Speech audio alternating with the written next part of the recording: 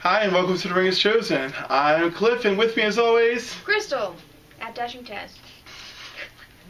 It's a semi-always, too. But you can always reach her at Dashing Taz. And welcome to another episode of The Ring is Chosen with our special mascot... Nightwing. Woo! It's a new toy this week. Toy slash... Actually, no, it's not even a toy. It's a statue. Yes, it is. It's a statue. My biggest thing is it's red and not blue, but... I guess New 52. Yay, it's New 52. He was just showing you the butt. You can't see it, but... It's there. Nightwing butt. That's why we like it. Come on. Yep. It's $45. It's just tormenting us. $45. Yep. That's going to be something that sits in the shop for a little bit. Yep. Your pile is huge! This is a big week of comic books. Holy crap. My pile is small. Crystal's like, I'm going dainty this week. Because I refuse to read crap. And I try to read things. Crap. I'm gonna hit some things hard and fast. So That's the way I like it. The Amazing Spider-Man Learning to Crawl. So I guess it's Amazing Spider-Man 1.1 by Dan Slott. It was actually pretty good. It has nothing to do with the main storyline going on right now. No, because it's old school. Yeah, so it was good. But it's the past. So it's weird, but it's good. Yeah. Because it's Amazing Spider-Man and it's Peter Parker. So. Yeah. But it fits into the origin years. Yes. So it's odd. So it's like, let's go back to 1969. Don't go into it expecting some more storyline, which is what I did, and I was shocked. But it's good. Yeah, it's good, and we get an interesting new character. Clash makes his debut here. I have no idea what that means. I was just saying, do you think it's gonna come back, or do you think? I think it'll come back because it's Dan Slott. You know he can't wait to play with that. Okay, next book. Yes, Aquaman and the Others. Did not read it. It's still kind of fun. It's I don't know. Like the first issue kind of did it for me, and they're trying to find these artifacts, and it could play into what's happening 5 years into the future. Ooh, so we're still on that journey, and I don't hate it. So I'm still saying give it a shot. Check it out. So is this in addition to the Aquaman? In addition to Aquaman, okay. The title. Next book. Batman, Superman. Yay! I really liked it because if you were anything, did you watch the Magic School Bus? Yes, I have. The Bus. I'm familiar. Okay, so you remember the episode where they go into the little kid, they shrink the bus down to a microscopic, and they go in the kid, and they discover what's wrong with him. He's sick. I guess, but Adam did it first every time. That's all I'm just saying, about. that's what this reminded me of. They go inside Batman's body. I thought it was funny. And there's this microscopic world, which is actually a spaceship. Yep. And so their version of Superman was killed, and Superman then has to help them. But then the little microscopic bad guys get forced into the real world. And then Batman wakes up because he was in a coma or something. He's passed out. Because that little microscopic world is in his head messing with him. And then Batman wakes up and he's like, boom! And that was the end of that, and then they come out. It was a cute, fun story. And Ray Palmer is like, I am thinking of taking on a code name, and I think I like the name The Atom. And it was really funny because then Superman's like, The Atom, really? No, Batman's the one who has a problem with it. That? Yeah, oh. Because the last time they met anyone named The Atom, it turned out to be the girl from the crime syndicate. So it wasn't good, but good book. Keep reading it. Good, and I liked it. Controversial feelings of conflict. Cyclops #1. Let me tell you, you need to know the backstory of Cyclops and his family. do. Prior to reading this, because I'm an old man. And I didn't know, and I'm reading this, I'm like, this is weird. Because she's a young girl. Space pirates. And I'm like, Corsair's alive! Woo! I was like, this is crazy. And I'm like, this is awesome! So if you're totally familiar with Cyclops and his family, young Cyclops meeting Corsair in space for the first time, thumbs up. If you have no clue what this is about... You're going to watch it like this. Read it like this. So I actually enjoyed it, and it's nice for Cyclops not to be a total prick in a comic for once. Even if it's young Cyclops. Oh, yes. Our weekly Batman Eternal, which, Feelings. excuse me, I am now reading because you've convinced me that it's worth it. I win! It's awesome! And I am glad that I am now reading this. I told you, it took time. So, I am amazed that a weekly is this good, art-wise and story-wise.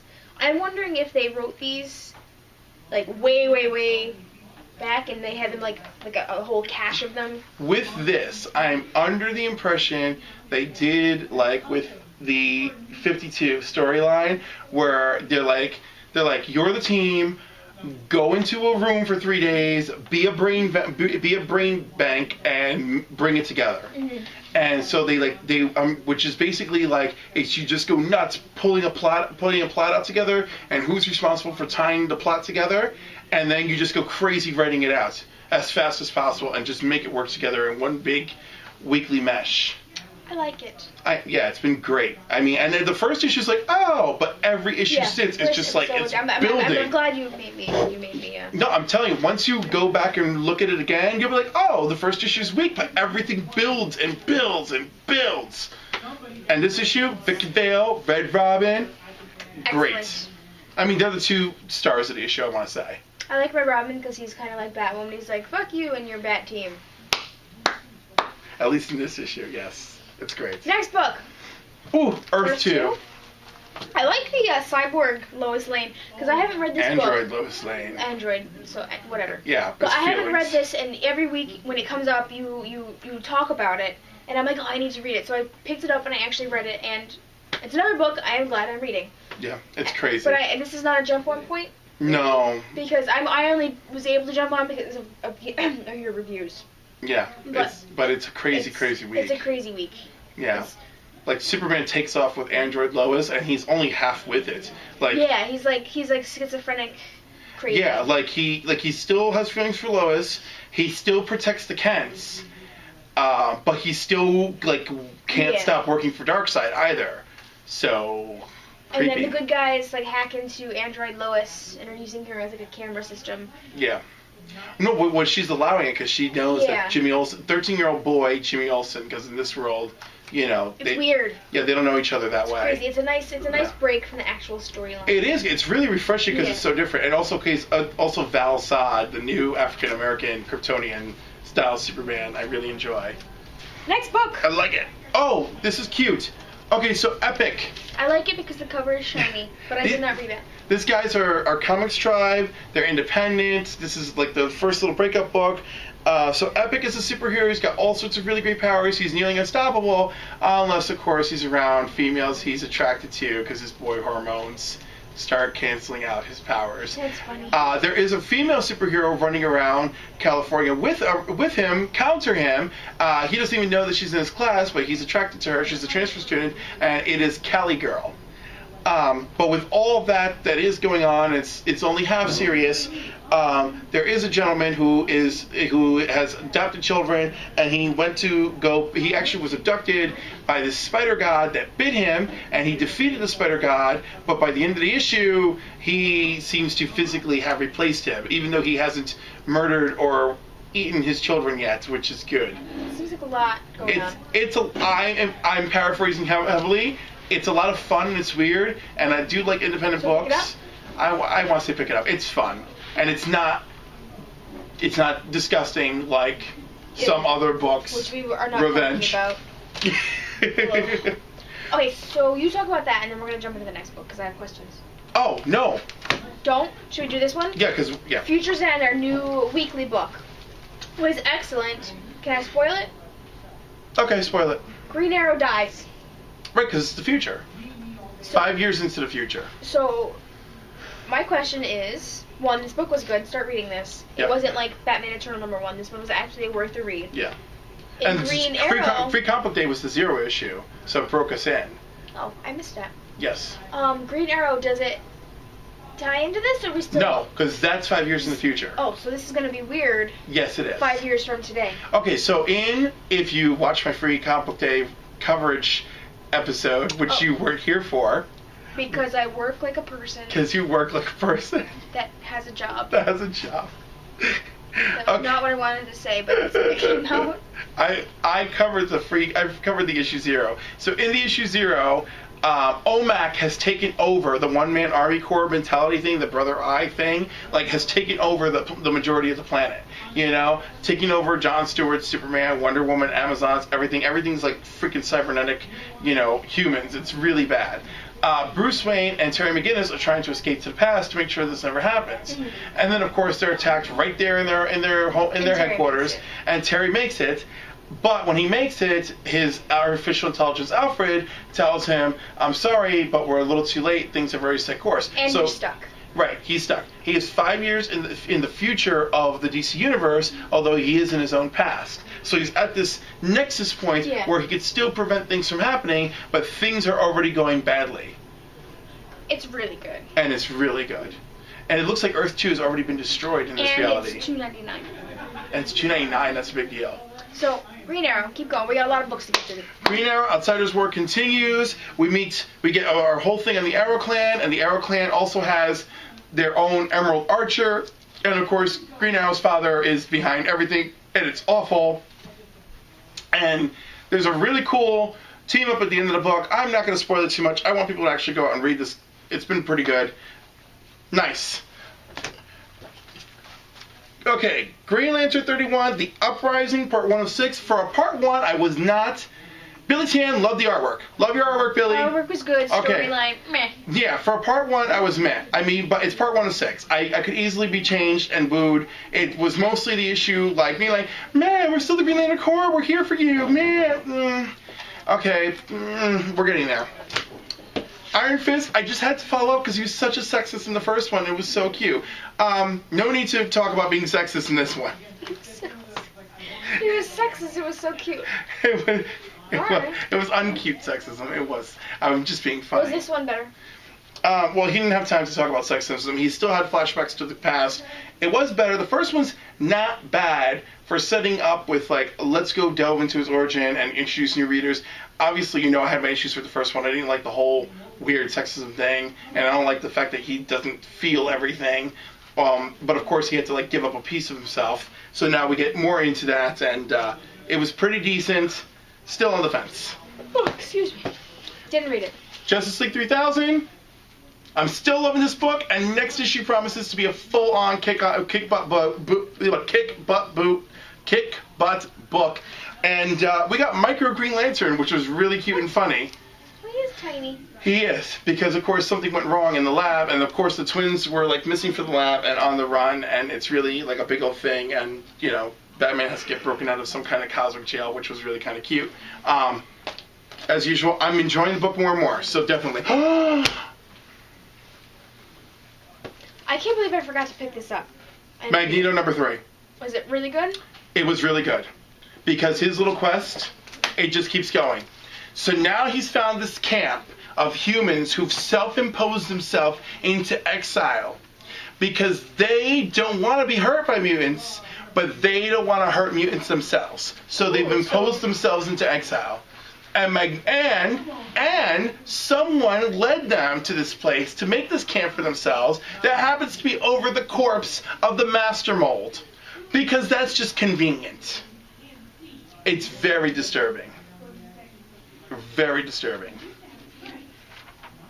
There's something involving a paperclip. Oh yeah, he's manipulating, he's torturing her using 2 paper clips. He's put it in her blood. Yes. Yeah.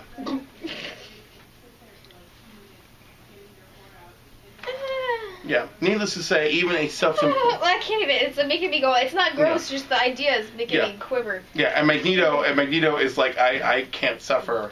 I can't suffer no fools like this. But it was really good. It was well done. This book, it's making its move. Ooh! Moon Knight. Number 3. This was. I did too, and it was such a quiet issue. It was. It was a nice little woof, and it was a good. Right, like this issue, not a lot talking, but well executed. The pictures, the art told the story. And I like when they pull that crap with me, and they do it well. They did it very well. It wasn't lazy. Everything was well drawn and well mapped out, so you knew what was going on.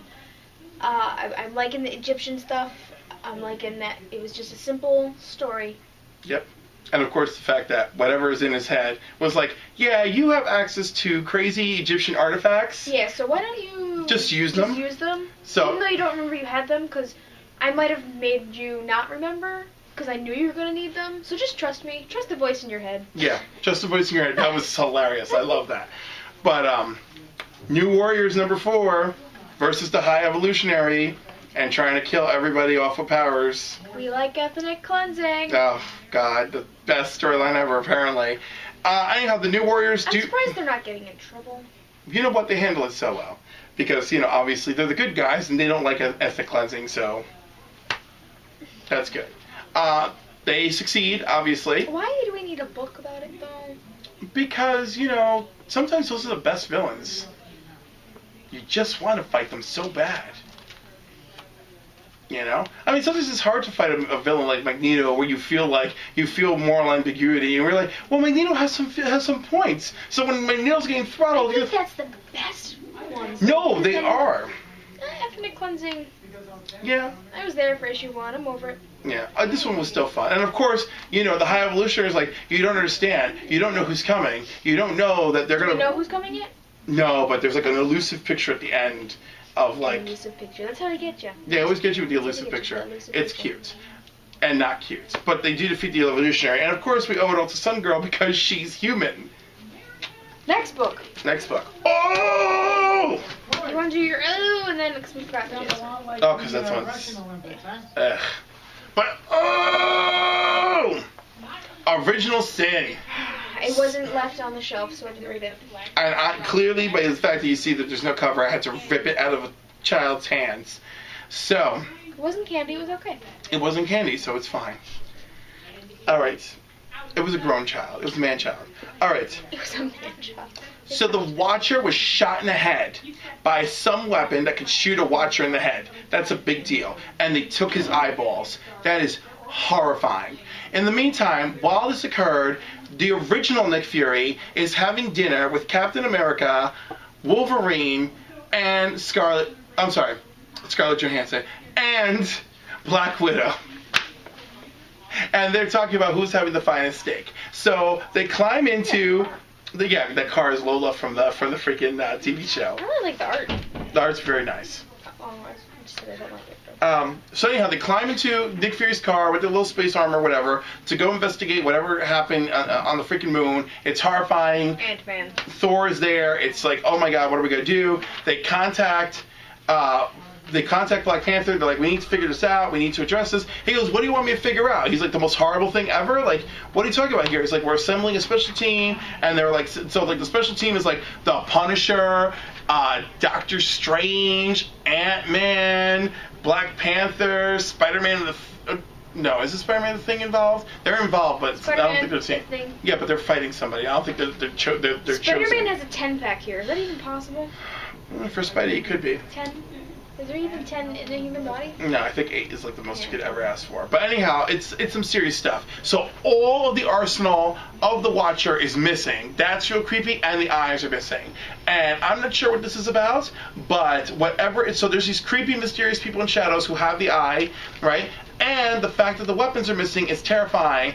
And whatever happens to these guys, whoever's exposed to, I guess, the eye or whatever, can like see everything that the Watcher could see, and it's just it takes away all their ignorance, and it's horrible because they did it to one of the androids, you know, like what's that guy? I forgot his name. I forgot the guy who freaking invented them, and his humanoids who can't think normally. So like one of them can actually think, and it's horrible, and it's just he wants to die, and then finally he just has the ultimate nullifier, which was once used to threaten Galactus, and pulls the trigger on his own head.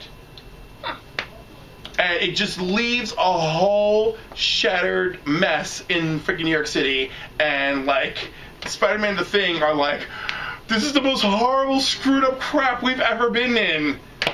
And then, of course, you can look forward to some really crazy team-ups, including the Punisher and Doctor Strange, to go wrap up a lot of this mess. It actually looks pretty good. Are you looking at what I'm looking at right now? Okay, so this is what I'm looking at. In a DC comic, we have an ad for Doomed. Yes. Out in May. Just look at the page. Mm-hmm. In May, in a Marvel comic, we have Inhuman #2. Look at the page. Inferno, who looks like Tuesday. In May. There's some weird competition going on here, and I just think it's weird. It is always weird. Right? It always happens. It's weird that we have two similar things going on here at the same time. I just question why.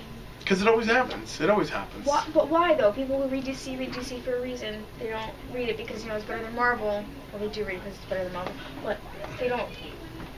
Or they read Marvel because it's better than DC. It's a weird tangent, but it is. But it is what happens. Has anybody played the Amazing Spider-Man 2 video game? No, I have not. Has anybody out there played it? If you have, please tweet me and let me know how it is before I go out in the money and spend it. I'm telling you, hold on to that money, because if the game is anything like the movie, I'm sure we all need to be afraid. Oh, yeah, the movie. I'm assuming people have watched it by now. They probably have watched the movie by now. Our episode is in the Tweet me your this is what I want. I want people to tweet what they didn't like about it and why. Because I want to know if my predictions that we talked about were correct. Can I straight up tell you what I didn't like about it? Like my number one thing? Absolutely. Alright, so here's my number one thing that really put me through a loop with the movie. So right after Gwen Stacy dies, which wasn't like the worst part for me, but it's very gripping. Yes. Okay. So right after she dies, and then Aunt May gives a speech, which was quite appropriate. It was a very good speech. Yeah, those elements were appropriate. Then we have the Rhino up here, okay? Which of course I'm not gonna get into the lead-in, or I'm not gonna get into his look. Yeah. I'm gonna get into the story element. The little boy that Peter had rescued earlier in the movie from being bullied, and he saved his little science fair project of the windmill, obviously now has special feelings towards Spider-Man, because Spider-Man rescued him and fixed his windmill. And now, of course, Spider-Man has left the city empty because he's been grieving over Gwen, and the Rhino's attacking and obviously kind of demanding Spider-Man, and the little boy runs out there, leaving the mother just immediately grief-stricken with what is going on, out of her mind, screaming, Academy Award-winning cries, okay? And I'm like, what are you thinking? What kind of taste element is this to have this scene?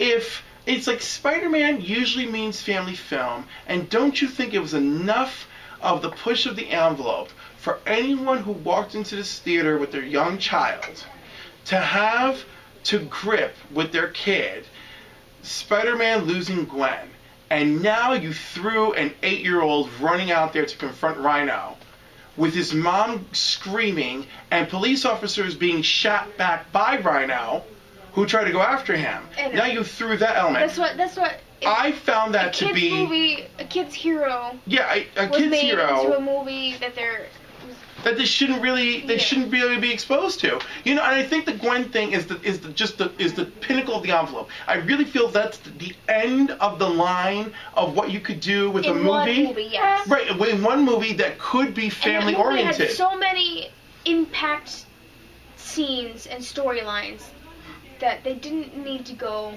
with a little boy. Yes, of course, it was another gripping moment. But I just thought it was the worst taste, because you just had all this, that if you're a parent watching this movie, that's already like a lot for you to take in, and that's a big thing to take in, to leave the movie with your kid. But no, let's throw this one more thing in. So now are we going to have kids now in real life, because kids will reproduce what they see, try to do this, and wait for their superheroes. That's the way I take these type of things. I don't know. I think a lot of parental. I mean, obviously, there's gonna be some parents that the parental instinct doesn't kick in, or they didn't even know that their kid watched this movie. We might be a little critical, but well, I know I'm being critical, but I think most parents, I have faith in you guys, are gonna see that scene, have that grip in your heart, and be like, you know, you're not gonna pull that crap ever on me, right? Like never. You know, this is a movie, and you can't do that ever, right? So glad we have tangents, but comic books. Yes, but that one I thought needed to be said. Go with the Detective Comics. Batman Detective. We have the Icarus drug, which they called the Ick.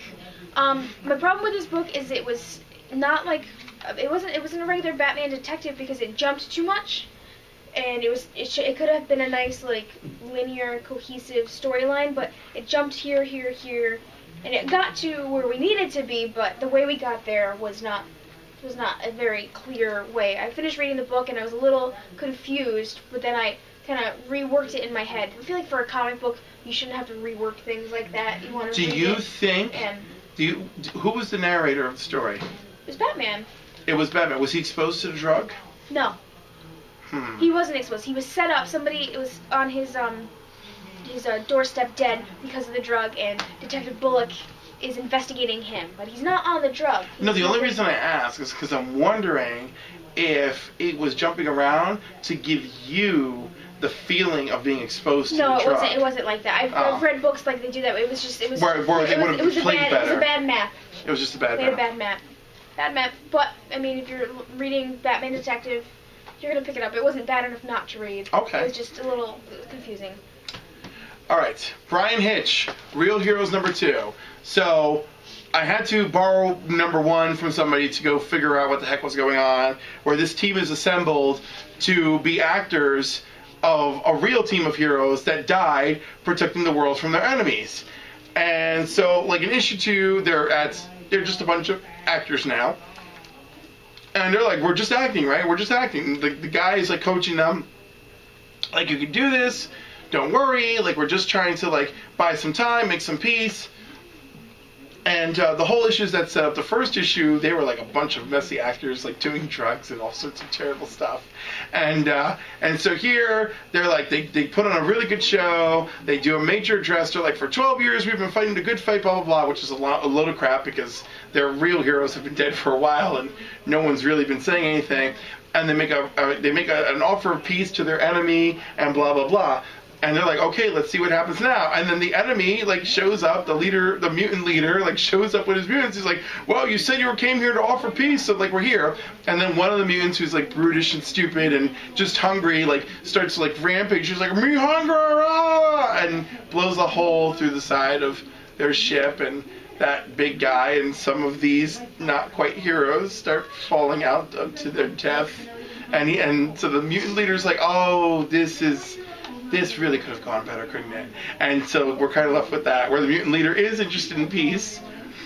And he did show up, and they're in a big hot-boiling mess with a bunch of heroes that he doesn't know are really impersonators. It was amusing. It's Brian Hitch, and the artwork is beautiful.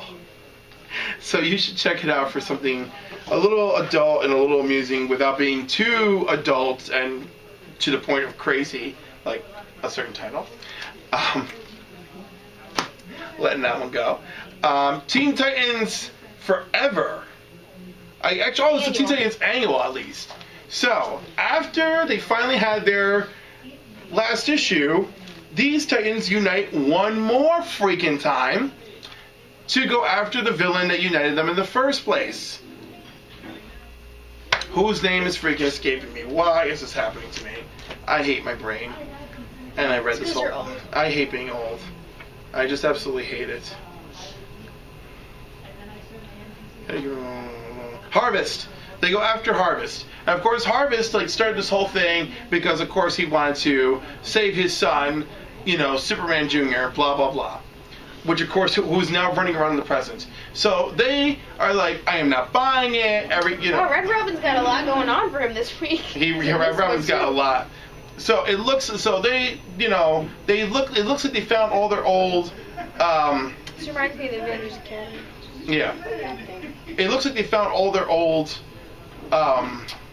Nemesis, semi-allies, mostly Nemesis, from the days of, Harvest going after them, and they're like, you all seem to be fine and cured. Yeah, he did. From the kindness of his heart, he cured us, he fixed us. And he goes, no, I fought you guys. I thought you were something you weren't. You were good. I decided to do what was right, blah, blah, blah. I'm old, I'm weak, I'm frail. Like, you got to forgive an old man, this, that, the other thing. They're like, nope, you're full of crap. We could tell. Sure enough, it was a trap. He was full of crap. They went after him. With all those that were still available. Of course, no Kid Flash, no Superboy to speak of here, though they remembered them. And, anyhow, it was front cover. Of course, they're on the front cover because it's an homage to the team that once was. It was nice, and in Robin's mind, he goes, for one, in that one moment in time, we were Titans, and of course, another Titans book is coming, and it's okay. But I don't know. I just felt like I'm just kind of like, well, if you weren't happy with the first Titans ending you got in the series, the Angle made sure you got a full closure ending. It was still kind of weird because there's so many other little things I would have liked to have seen an ending to, but I know we got a new Titan series up in the works. It's alright. So, our favorite WTF book Yeah, which I got to start liking in issue 2. See, I started liking it since just issue 1. I'm still not sure what's happening. Do you know what's going on? Well, now I know. Well, what we definitely know in issue 2 is that guy summoned a demonic force for money, but secretly he wants to do it for himself. Vale must be the vessel. That's what I'm Yes, he is. Right. So it's really weird. So he's cool. Right. So he summoned her. Right. He summoned the vessel. But she's human, or she's lost. That was really confused. Yeah, well, no, she's the summoned vessel. He definitely did that, and now he needs that summoned vessel. So at the end of issue 2 is when he created this rat made of blood to go find her, which you saw in this issue. Find her. I was confused what was going on. I like this book because it's like a puzzle that I have to put together. It's my puzzle book. I get we've certainly left the layers of hell thing behind, and now we've definitely entered psychological supernatural thriller. What is that? I'll keep reading it because it's a puzzle, and now I want an end. I want to feel good about it. But now that you have an official villain, do you feel like, or an official nemesis, do you feel like? I don't even care about that because the book was so weird. And now you're like, it's just weird. And it's like a good weird. It's not a gross weird Yeah, it's not quite a gross weird. Like a cross or something like that. Yeah, no, it's not that. All right. Okay, one more I have over here. One more, and then we'll get to our final book. So this one is from Boom Studios. It's The Woods. Okay. You're laughing. I am. I don't even know what to make of it. Was it good? It was quite amusing. You've got these teenagers, this weird thing in the woods. Boom is who puts out Adventure Time and. Or is that Kaboom? That's Kaboom. Oh wait, this Boom put it out. Boom. Let's see. Boom has The Returning, Nightbreed, Suicide Risk, Sons of Anarchy. Yeah, no, so that's Kaboom puts out. Yeah. Wait, so what's this book about? So we've got these young people. It starts off. Well, yeah, but he's in high school and he's just running around being doofy, and it's just high school students who are friends. And it starts off kind of normal, and then things get very weird, very creepy. You know, it's like, oh, there was this flash of light. What exactly happened? You know, and then things get creepier, and there's monsters attacking, and there's this bizarre thing in the woods calling, blah blah blah. It's like, what exactly are we gonna do? What has to be done? And it's I like it. It's a good, interesting. You know, it's a start. The only bizarre illusion we get is in the beginning. This guy is like staring at the thing, and he's like thinking, I know what has to be done, but it shows other great figures in time that also looked at the thing and thought, I know what has to be done. So this thing looks like it shows up from space every so often and like makes a test and tests people.